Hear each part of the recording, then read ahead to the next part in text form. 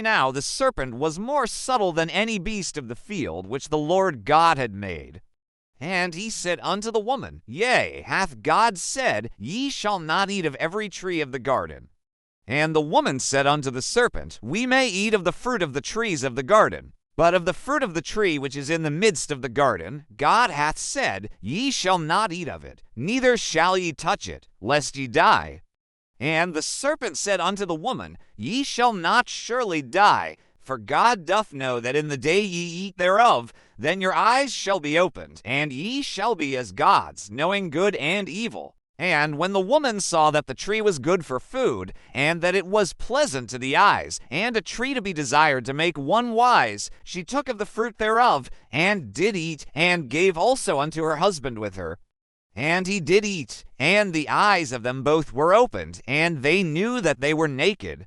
And they sewed fig leaves together, and made themselves aprons. And they heard the voice of the Lord God walking in the garden in the cool of the day. And Adam and his wife hid themselves from the presence of the Lord God amongst the trees of the garden. And the Lord God called unto Adam, and said unto him, Where art thou? And he said, I heard thy voice in the garden, and I was afraid, because I was naked, and I hid myself. And he said, Who told thee that thou wast naked? Hast thou eaten of the tree, whereof I commanded thee that thou shouldest not eat? And the man said, The woman whom thou gavest to be with me, she gave me of the tree, and I did eat. And the Lord God said unto the woman, What is this that thou hast done?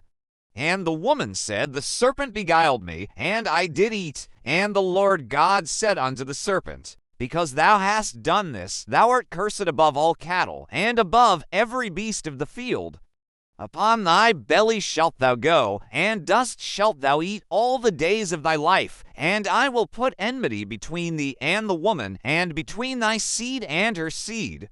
It shall bruise thy head, and thou shalt bruise his heel. Unto the woman he said, I will greatly multiply thy sorrow and thy conception. In sorrow thou shalt bring forth children, and thy desire shall be to thy husband, and he shall rule over thee.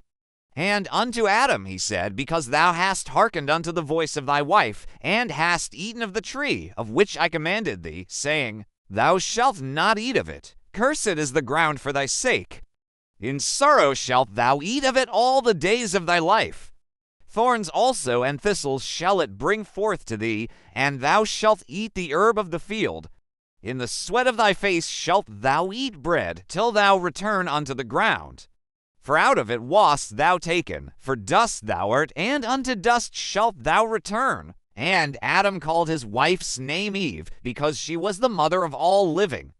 Unto Adam also and to his wife did the Lord God make coats of skins, and clothe them.